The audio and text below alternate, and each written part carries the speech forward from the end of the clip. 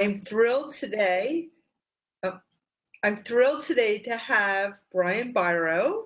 I've known Brian for many years, and he is an amazing, what he likes to refer to himself as an inspirational coach and a breakthrough coach.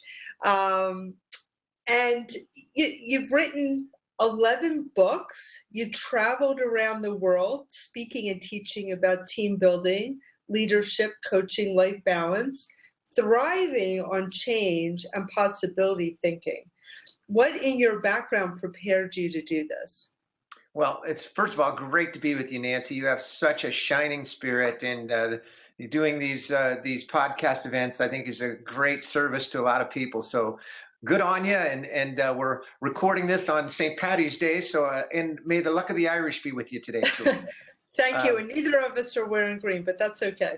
Well, I tell you, I've had a wonderful run of life. I've had 3 careers that kind of led me to do what I'm doing now. When I was a young man, I went to Stanford University. What got me through Stanford University, other than mega loans, was I coached and taught swimming.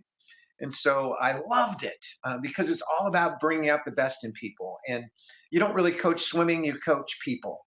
And so when I graduated, my buddies thought I was crazy because they were going to law school and business school.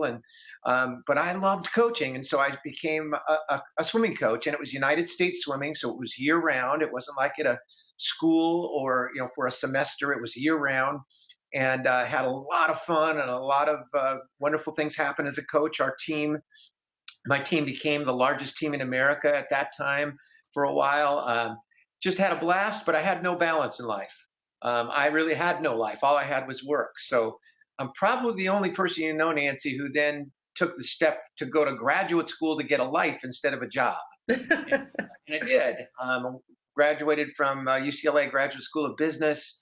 I met my incredible wife, Carol, while I was in those years. And I moved into the corporate world. So career 2 was I ended up becoming the vice president of a large transportation company. I didn't give a hoot about transportation, but I loved the people. And I started to do team building in our own company because we were very siloed. And so that was kind of step 2, leading to what I do now. And for the last 27 years, I've been a professional speaker, had a blast, travel around the world, speaking all over the world about leadership, thriving on change, about building teams and families, about breaking through. I'm called America's Breakthrough Coach because I think everything that we do is about breaking through from fear to love. So that's really put me to where I am now, and the culmination being with you today. Well, it's interesting. I think it was about 15 years ago, the buzzword, was all about this, like there was a master of leadership that you could go and get. A lot of the top business schools were offering these programs, but you've been doing it way before they even offered these programs. Well, yeah, one of the most important cornerstones of everything I believe and everything I teach is a very unusual way of looking at leadership in two ways.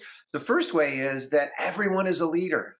And most people think we've been raised with this idea: there's the leaders, there's the followers. We're all leaders. We're the CEOs of our own life. And an important thing to understand is that leadership is nothing more than making decisions. So every act of decision you make, every time you make a choice, that is an act of personal leadership. How do you show up every day? Do you lift people by your presence? How do you deal with adversity? How do you deal with prosperity? These are all really representations of your personal leadership. So foundation 1 that's a little unusual about my focus on leadership is a concept we're all leaders. Foundation 2 is this concept called breakthrough leadership. That's what after all these years of being immersed in, how do you get people to rise to their potential? How do you help people discover how to break through from fear to freedom, from failure to faith? It really came down to this concept of breakthrough leadership, which is to shape the future. That's about vision, to energize and engage your team, because everything is energy. And finally, to really build people, build teams, build relationships. Those are the cornerstone doing elements of what I call breakthrough leadership. So, and it starts with this shape the future. In fact, Nancy, if you want to have a little fun, I'll do a real quick exercise for everybody right now. And you can even do this in your own mind. It's really simple. I'm going to ask you all a question, and everybody who's watching, just answer it to yourself. You can answer it out loud if you want. It's a vision question, a simple vision question. And the question is, let me think, I'll do a color question. What color is a yield sign? Well, I've asked that question, Nancy, in over 1,000 events speaking over the years. And every audience I've ever been with, overwhelmingly yells out yellow. Well, yield signs are red and Are white. red. Right. Yeah. They're upside down. They're triangles with red on the outside and red letters yield across the center. So every audience, this is talking hundreds of thousands of people, have overwhelmingly yelled out yellow instead of red. And the question is why? Why don't we see those? And the simple reason is that very, very seldom do people use their vision to see. What we use instead is our memory and our conditioning. And whenever you use your memory to see, you don't see what is, you see what was. And when you stare at what was, you block out what could be. And the most important place for this application of no longer dependent upon your memory to see is about people. Change the way you look at people, the people you look at change. Change the way you look at yourself, the self you see will change. And that's really what I'm trying to help people do, to see their strengths, see their possibilities, to change from, oh, I don't think I can, to, hey, maybe I could. Because as soon as you change that, what you focus on is what you create. Well, and you actually talk about in your new book, There you go. There are no overachievers. Seizing your windows of opportunity to do more than you thought possible. You have this exercise that you do with your participants. You call blind date, where you have one person blind, like they use a blindfold someone else and they take them around the room. And I think that speaks to this idea of just using your other senses. And I know you were using that to discuss a different topic in your book, but it's just really fascinating because when you asked that question, what color is a yield sign, I immediately thought yellow, and then I had to think again, and then I did see it in red. But my initial reaction was yellow. So that's very interesting. I've done that with groups of very young audiences who have never seen. See, we switched to the International Sinus Standards about 40 years ago. So all yield signs for 40 years are red and white. They're not yellow. But I've asked, high school age kids, and they say yellow because of conditioning. Because what we see is we get in the condition of response that the signs that we see on the road are yellow and black. And then we stop using our vision. So that's why it's so important. What I'm trying to help people do with this book, it's about, hey, there are no overachievers. Most of us have been raised to say, oh, well, there's people who are, maxing out. There's more in you than you ever thought of.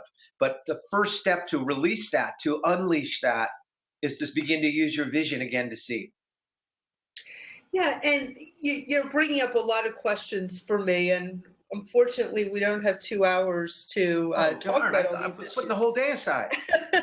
But this whole concept of leadership, I want to go back to that for a second, because you talk about being a leader, which you can apply to everything, whether you're an activist and you're trying to help a certain cause. And a lot of my following are chiropractors who have small offices, but they still have a team, even if it's just one other person that's working with them, or they may have a team of 5 people. So this concept of empowering people and building up your team is so critical that I think once you get to the point where you utilize some of these concepts, that your life will be less stressful, because they're going to want to work for you and help in your mission. Absolutely. Probably the foundational purpose of leadership is to help people to understand and to know for a fact that they're important. When people feel important, when they feel significant, when they feel like they matter, then they rise closer to their potential. They want to be there. They have bounce in their step. They have spark in their spirit.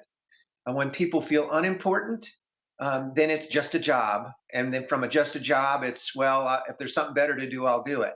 So the role of that chiropractor leading a small office, the role of a mother and father raising children, the role of every one of us as self leaders, as breakthrough leaders, is to help people to know that they're significant and important, because then they're going to rise into that possibility.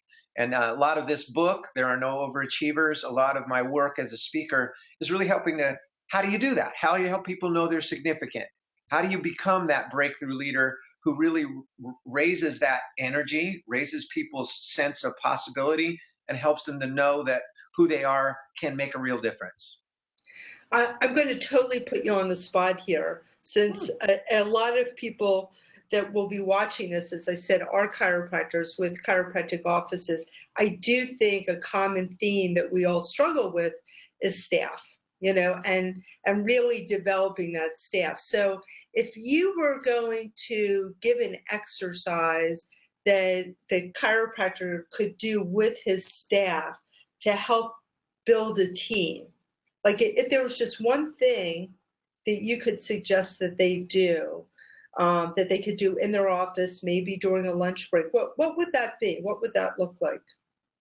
Well, I think that one of the real surprising elements of being a breakthrough leader, and this is a very fun and simple thing to do with your staff, we've been raised to believe that you go to a leader for answers.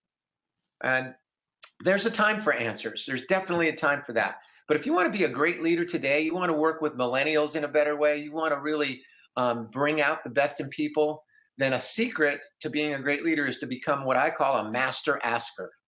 The quality of the questions you ask each other will determine the quality of your team.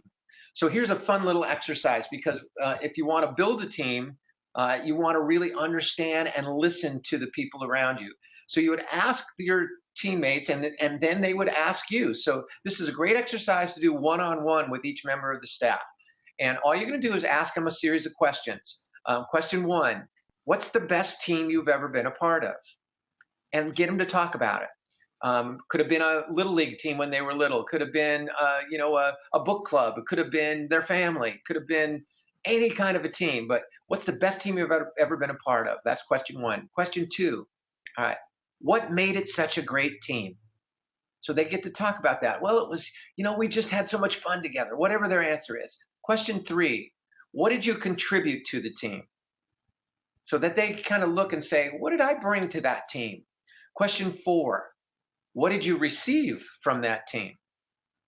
Because we want to understand what's important for them that they got back. Question five, how did you feel to be a part of that team? And the last two questions really kind of get them involved personally. So question five was, how did you feel to be a part of that team? What was that team's mindset? In other words, we are X. We are fun. We are caring. We are incredible customer service, whatever it happens to be. And the last question, where did that mindset come from? So you sit down with your teammate, your staff, you ask them those questions, and you do something we rarely do. You actually listen. In other words, you're not thinking about what you're going to say next. You're just listening. And what's happening is you're getting them to talk about the very team that you want to build. And remember, what you focus on is what you create. So as you hear what the best team they've ever been a part of, what made it that way, what did they contribute, that will help you to set up that same kind of opportunity and environment in your own office. You'll begin to have things come up. It's called the reticular activating system, is a part of the brain that fires up when we know what's important to somebody else. So it's the kind of thing that's happened when you decided you're going to buy a new refrigerator. You open up, the Sunday paper in the old days when people opened up the Sunday paper, and you look inside, oh my gosh, it's on sale. They're always on sale. But you never noticed it. You never paid attention until you had defined what was important. So as you ask these questions, your team, your staff is telling you what's important to them in a work environment, in a team, in the way you want to build it. And then you will automatically start to notice ways to bring that to them.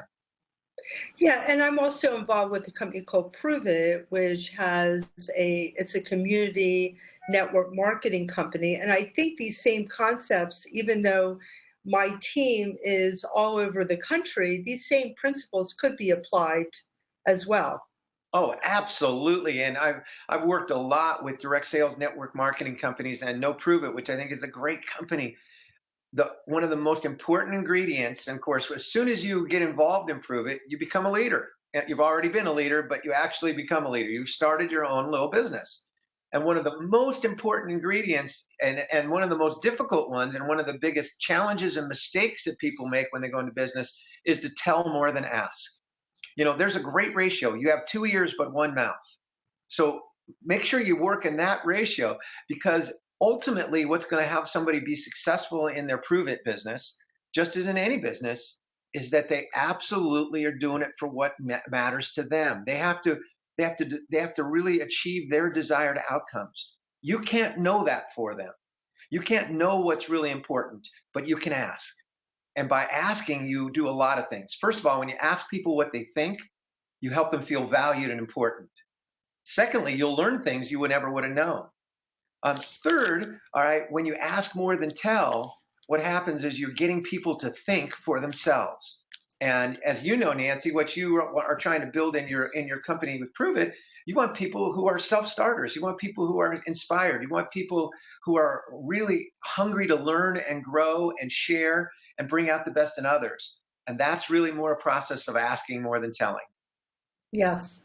One of your mentors was John Wooden of UCLA basketball fame. Please, tell me a little bit about some of the most important principles that you've learned from him. For those who don't know, and it's kind of a fun time because it's March Madness as we're recording here today. John Wooden was the greatest college basketball coach of all time. His teams at UCLA won 10 national championships. For some perspective, the second most ever won by a men's college basketball coach is 5 national championships by Coach K of Duke out here in North Carolina. Coach Wooden won 10 in 12 years. But he also would have been the first to tell you he didn't win any in the first 27 years of his coaching career. He used to say it's what you learn after you know everything that makes the difference, which is a phenomenal concept because it's one of humility, and humility means I always want to learn. I'm always open to new learning. John Wooden was one of the greatest gifts of my life was that he was my friend. He wrote the foreword to my first book.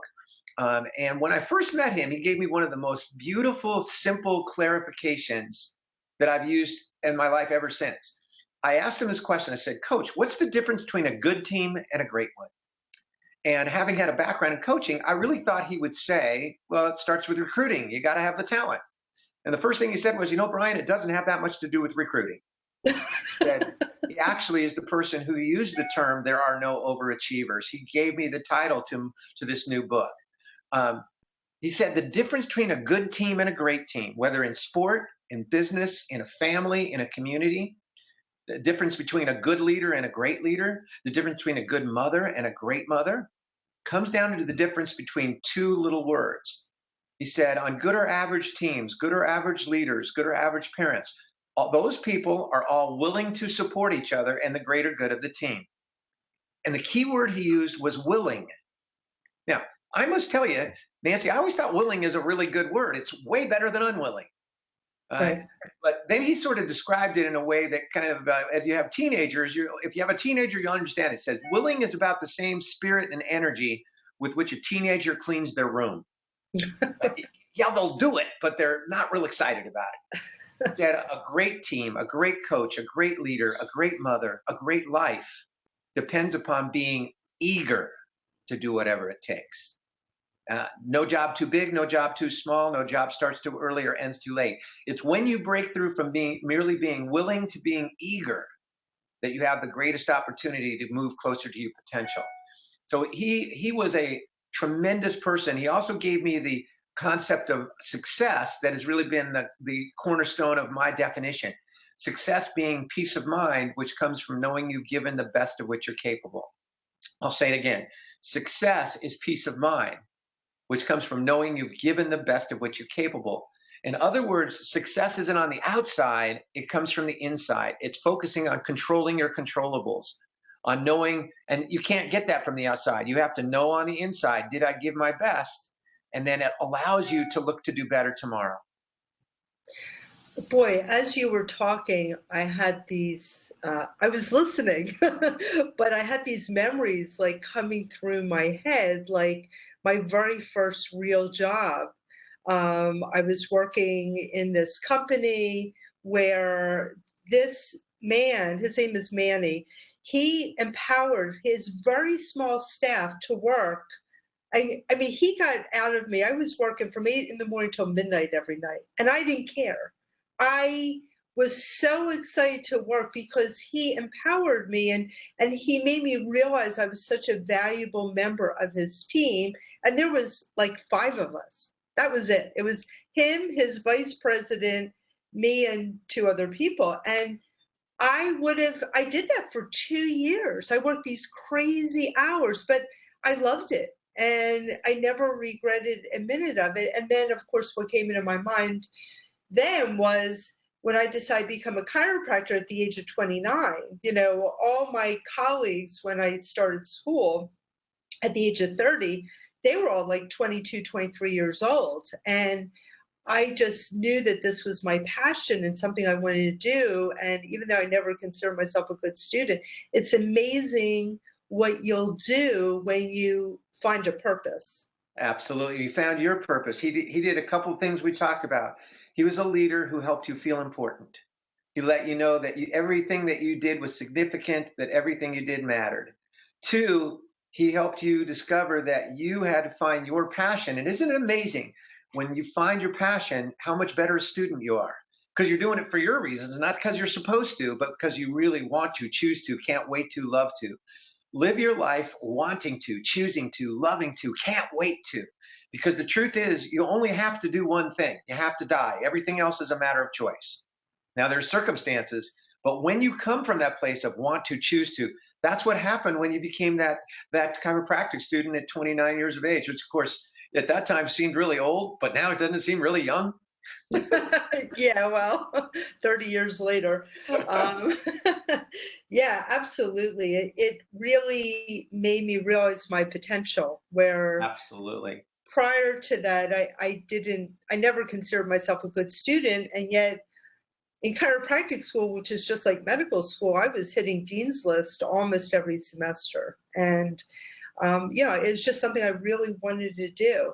In your best-selling book, Beyond Success, you suggest that our thoughts, beliefs, and expectations create a magnetic-like attraction. Can you give us some tips on how to use this to help our children, our clients, our friends, and coworkers to improve their confidence? Absolutely. It's called the Pygmalion effect. And it comes from the Greek mythology about Pygmalion, who created a sculpture with so much love and heart as he was doing it that he fell in love with it. And the myth says that as he fell in love with this sculpture he had created, it was of a woman, the goddess of love, Aphrodite, descended down behind him, stood invisibly, pulled out a magical invisible bow and arrow, let fly with an arrow that hit the stone sculpture. Well, the instant that the arrow hit the stone, transformation occurred. And the stone turned into a living, breathing woman whose name was Galatea. Galatea opened her eyes. She saw Piggy. Piggy saw her. And they fell in love and lived happily ever after. Wonderful little story. Don't know whether it's true or not, but the principle it brings out is true. And it's called the Pygmalion effect. And again, it says that our thoughts, our beliefs, and expectations are magnetic. In other words, as we think about someone, we are moving them in the direction of those thoughts, beliefs, and expectations. They are getting it well beyond anything we say, because most of communication is not what we say, but rather our body language and our tonality. And so how do you understand? This is a critical component in really bringing out the best in others and yourself, because as you are a Pygmalion to others, you are a Pygmalion to yourself. So a great little story to really help people see how you can use this.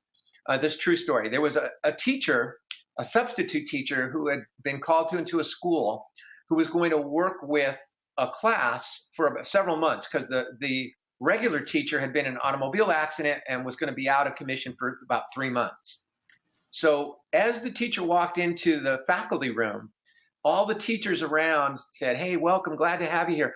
I got to tell you, you're about to go into you're about to go into a tough situation. This is the worst class you will have ever seen. The kids are out of order. They're crazy. They're misbehaving. They don't apply themselves.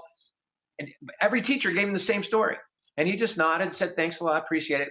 Walked into that classroom the first day, and he said, as I came in today, I'm going to be with you. I'm Mr. X. I'll be with you for X number of months.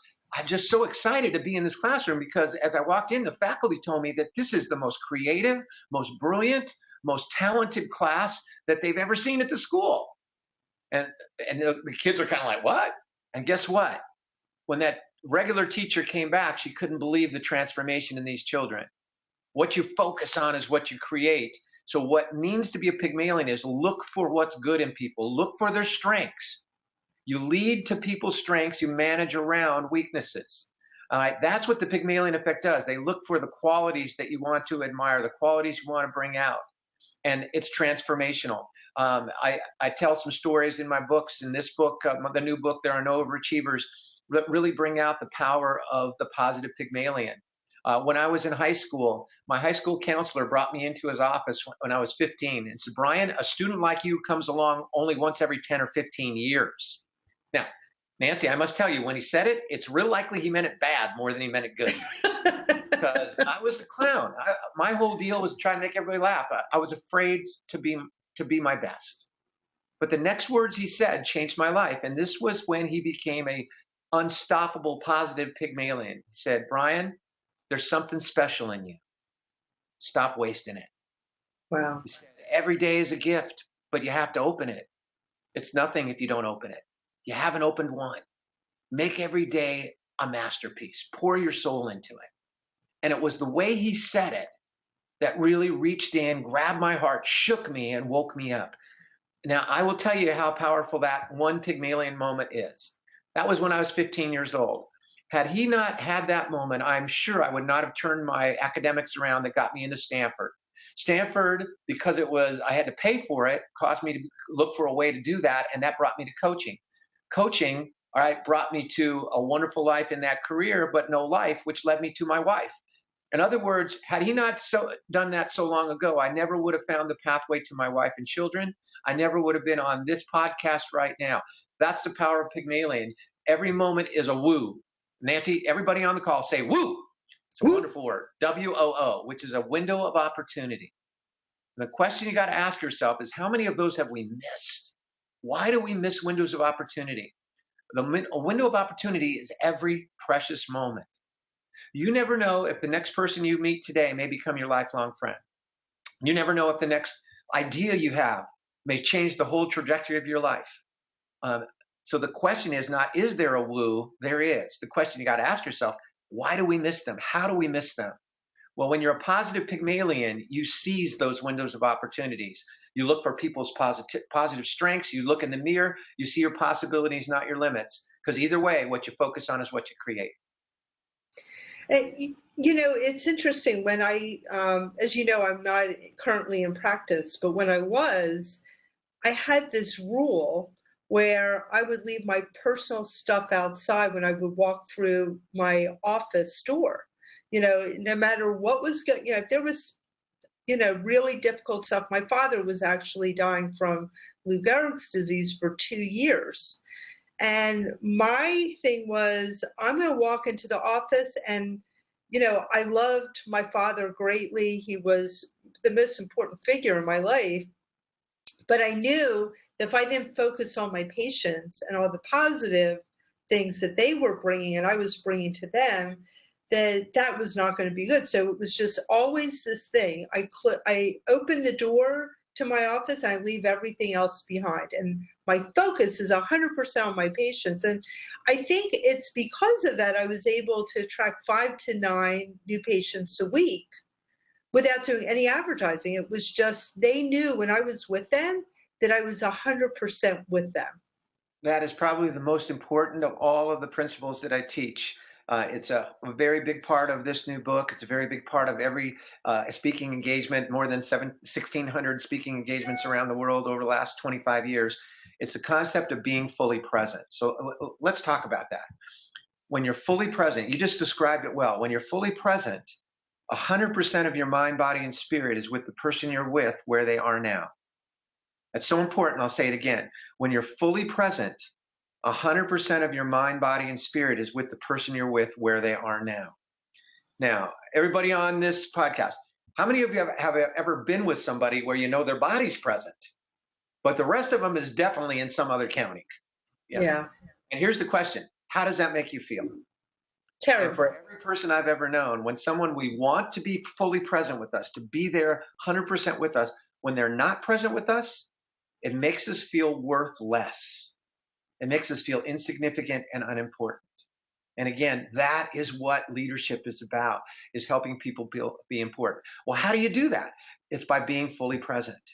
All right. And what that means is when you're with people, you listen more than exactly how you just described it. You leave the rest of the world aside. You're fully there for them. It's more difficult today to be it consistently than ever before because of technology, because of our cell phones, because we're spending so much time on mobile devices and we kind of get addicted to them. But it means take a breath, decide. Here's a great exercise for people to do from this podcast if you want to change your life and really build relationship. Pick out one person in your life who for the next 30 days you commit to be more fully present with. It does not mean you have to spend more time with them. Your life schedule may be such that you have less time with them. But when you're with them, put the cell phone away. When you're with them, ask more than tell, and then listen. And just make that conscious decision. We know how to be present. We just have fallen out of the practice. Make that conscious decision to be more fully present. After a couple days, they're going to look at you differently. They're going to go, wow, you're really looking good. You lost weight, changed your hair. What's going on? Looking good. Because when we're present, we create this incredible communication. And when we're present, what it says to that person, much stronger than any words, is you are important. You matter and you count. Yeah. And when you're not present, it speaks louder. Yeah. It says, I guess I'm not that important. So when you walked through that door and said, the world's out there, my focus is here, what you were saying is, I have made the decision to be fully present and for each person. And I'll bet the time flew by. You loved what you did. It came across to your patients. They told other people how there was something different in that energy of that office. And it was all about being fully present. And it reminded me of, one of the things with this whole technology thing and cell phones is it is easy to be addicted because you hear that little, bing, oh, I got a notification and you want to go and check it. Is one thing that my husband and I decided a long time ago is we have our time and place for our technology, but when we're in the presence of others, or if we're sitting down for dinner, we're not going to bring our cell phones with us. And just to share with the people that are watching and listening, that you definitely walk the talk, because we stayed with you a couple of years ago, and I can honestly say I never remembered you once looking at your cell phone, you or Carol, and we had dinner together and the TV wasn't on and we were just being present with each other. And, I came away from that just feeling like that was a very special time to be able to share that time with you. Well, I thank you, Nancy. And I want to really bring this alive. I want people to get this not in their heads, but in their hearts. I have a reason why that is. It's my whole purpose in life is to be fully present in every precious window of opportunity, every precious woo. And my teachers were my daughters. When my oldest daughter, Kelsey, was 8 and my youngest daughter was 3, we had moved to Montana for the purpose of being more present. My speaking business had taken off. I'd written my first book so that I would be there. I'd be there for them. But at that time, I was also doing a ton of consulting. So every morning I'd get up at 4:40 a.m., go in. In those days, I know it's hard for people who are younger on this podcast to remember, but we used to have these telephones that actually plugged into a wall, right? And we didn't have much email in those days. We had voicemail. Well, I would get on my phones. I'd go in my office at 4:40 a.m. because I was dealing with all these different time zones. I wouldn't see my kids get ready for school. I would never drop them off, even though that was my intent. By the time they'd get home, my goal was I would take them to dance, take them to their activities, but I was on that phone. Finally, it's nighttime, and I was going to tuck them in, read them a story, cuddle with them, be present with them. but I made a mistake, and I had moved my office into my home. Their bedroom was just the only thing that separated my office from their bedroom that they shared was a bathroom in the middle. But as I was going to go tuck them in, I'd walk by my office and I'd see that doggone phone. And I'd know that in the short time I had been downstairs to get a bite to eat or whatever it was, I would have at least 10 more voicemails. So I'd think this to myself, here's what I'll do. I'll go knock off a few of these voicemails while they're brushing their teeth and getting their pajamas on. Well, I'll bet you and everybody on this podcast already knows what happened. An hour later, I'd put the phone down. They would already have gone to sleep. Carol, my wife, had tucked them in, thank goodness, and been present with them. And I'd stand in their doorway in the dark, and I'd say, tomorrow I'm going to get this right. But the next day, that phone was there again and again until it became my habit. Well, one night, it seems like your children can really know when they want to get to you, they'll get to you. I had just gone into my office to pick up my phone when they were supposedly getting ready for bed, the same pattern. And I felt them. I felt their light behind me. I couldn't see them, but I felt them. I turned around, and sure enough, there they were. And they ran to me. And Kelsey put her arm around me, and Jenna, my youngest daughter, crawled up in my lap, and they're just smiling at me and loving on me. And I said, this is so cool, girls. What are you doing? They said, Daddy, we just want to ask you a question. I said, well, what is it? They said, Daddy, before we go to sleep tonight, we just wanted to ask you, do you love your phone more than you love us? Mm. Emerson said, what you do screams so loudly, I can't hear a word you're saying. And the truth was, what I was saying through the way I was living my life, the habit I had created, the choice I had been making, was that my phone meant more to me than my daughters. Well, I tucked them in that night, and I never missed another night unless I was out on the road. I was the one who made them breakfast and got them ready for school. I was the one who put them first on my calendar. If I had a speaking event that would clash with a big event in their lives, that I would turn down that event. I would never do more than 7 events a month, no matter what they paid me, because my first priority became to be fully present. And the beautiful thing is, and this is the secret, Nancy, it doesn't mean you do less professionally when you become fully present. You do more, because you do more with each precious moment. Right? It's the same thing that happens when on a Friday you're going to leave at 2 o'clock. You get more done from 8 to 2 on that Friday than you did all week staying from 8 to 8 because you were more present. So inch by inch, anything's a cinch. Pick out that one person who for 30 days you'll be fully present with, and you'll change your life, your relationship, their life, and your future.